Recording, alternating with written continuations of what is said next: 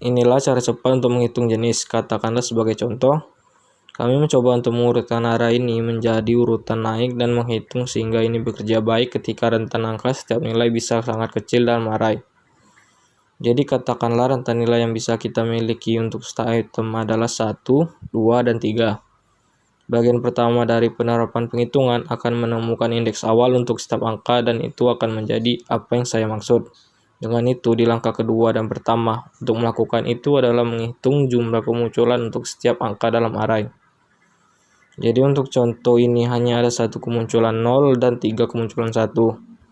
Jadi saya akan menulis 1 dan 3 dan kemudian 2 kejadian dari 3 dan 0 mata uang 2. Dan kita bisa menyimpan angka-angka ini dalam array panjang 4 dalam kasus khusus ini.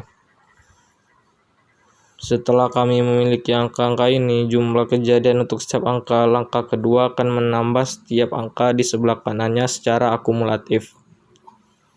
Yang saya maksud dengan itu adalah angka pertama pada indeks 0 tetap sama dan angka kedua akan ditambah 3 sama dengan 4 dan angka ketiga akan menjadi 4 ditambah 0 yang sama dengan 4 dan angka 4 pada indeks 3 akan menjadi 4 ditambah 2 yang sama dengan 6. Setelah langkah itu memiliki angka 1, 4, 4, 6, 4, angka 0, 1, 2, dan 3. Selanjutnya adalah menggeser seluruh array ini ke kanan dengan satu sel. Dan kita akan melakukan dengan melihat array ini dari kanan ke kiri. Kita akan mulai dengan indeks terakhir yang merupakan indeks 3 dalam kasus khusus ini. Dan nilai yang harus Anda nilai yang saat ini dalam indeks 2. Jadi kita akan menempatkan 4 indeks 3. Dan kita akan melakukan hal yang sama untuk indeks 2. Nilainya di sini harus apa yang ada di indeks 1 saat ini sehingga juga harus menjadi 4 dan pada indeks 1 kita akan menempatkan 1 pada indeks 0. Kita akan menempatkan 0, kita akan meletakkan 0 dan angka-angka ini 0, 1, 4, 4 sebenarnya adalah indeks awal untuk kisaran angka yang kita miliki dalam kasus khusus ini 0, 1, 2, dan 3. Dan inilah salah satu cara untuk memikirkannya.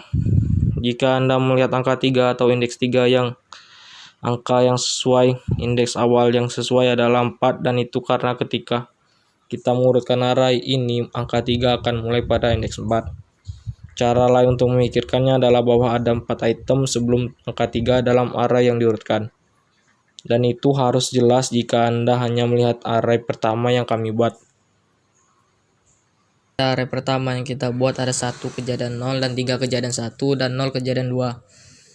Sehingga menambahkannya ada 4 item yang harus muncul sebelum nomor 3. Dan itulah mengapa indeks awal untuk angka 3 adalah 4. Setelah kita memiliki indeks awal untuk setiap angka, sisanya relatif mudah. Kita pertama-tama akan mengisolasi array baru yang panjangnya sama dengan tingkat asli sehingga panjang 6. Dalam kasus khusus ini dan kemudian kita akan mengulanginya melalui array asli 1 oleh 1 ketika kita melihat elemen pertama dari array. Yaitu 1, kita akan memeriksa apa yang seharusnya indeks distorsi untuk nomor ini. Dari array yang kita bangun, kita melihat bahwa indeks awal adalah 1.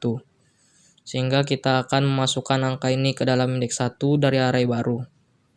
Dan kemudian kita akan menambah indeks awal kita dengan 1 dan itu menjadi 2. Dan ini adalah bahwa ketika kita melihat contoh kedua dari nomor 1, sekarang kita akan harus pergi ke indeks 2 bukannya 1.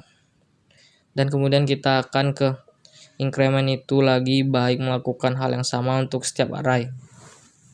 Dari kiri ke kanan sampai kita ke nomor terakhir dalam array asli.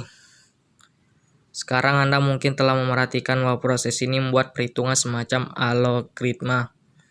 Penyotrikan yang stabil apa artinya adalah dari tentu saja jika Anda melihat contoh berbeda dari nilai yang sama. Misalnya nomor 1 urutan di mana mereka muncul. Dalam array diurutkan baru persis sama dengan urutan di mana mereka muncul. Dalam array asli ini tidak masalah jika ada nomor yang hanya nomor 1, tetapi jika mereka mewakili makna mendasari mereka, misalnya jika ada usia orang ketiga yang berbeda, katakanlah Emily, Tom, dan Gergo, maka kita mungkin peduli jika mereka muncul dalam urutan yang sama atau dalam urutan yang berbeda. Dalam array yang diurutkan ini sebagai array asli yang tidak disortir. Sekarang mari kita berpikir tentang sifat-sifat yang penting. Dari perhitungan sort pertama seperti yang saya sebutkan itu adalah algoritma penyortiran yang stabil dan kompleks. Waktu untuk algoritma ini adalah big O plus K, di mana N adalah jumlah item yang kita miliki dalam array asli dan K adalah rentan angka yang kita miliki untuk setiap item dalam array, dan akhirnya kompleksitas ruang bantu adalah big O dan ditambah K untuk menghitung sortir karena kita perlu membuat array yang sama sekali baru dengan kosong dan ukuran yang sama dengan array asli serta array panjang K untuk melacak indeks awal untuk setiap angka.